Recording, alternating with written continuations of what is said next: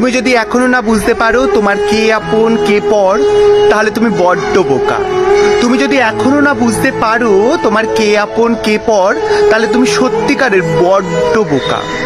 তোমার সময় যখন ভালো যাবে তখন দেখবে সবাই তোমার আপন, আর যখন তোমার সময় খারাপ যাবে তখন দেখবে তুমি না চাইতেও তারা পরই হয়ে যাবে।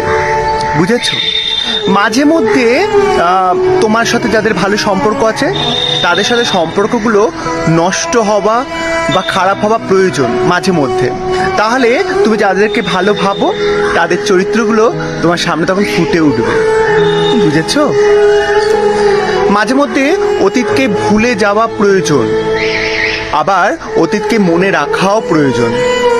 অতীতকে ভুলে যাওয়া প্রয়োজন তোমার নিজেকে ভালো রাখার জন্য, আর অতীতকে মনে রাখাটাও প্রয়োজন যে মানুষগুলো তোমাকে অতীতে খারাপ ব্যবহার করেছে তাদেরকে জবাব দেওয়ার জন্য। বুঝতে পারলে? বড্ড জটিল ব্যাপারটা। আমি কখনো আমার মন থেকে কাউকে সরিয়ে দিইনি। আমার মন ভরে গেছে তাই বলে আমি তাকে সরিয়ে দিলাম, সেটা হয়নি।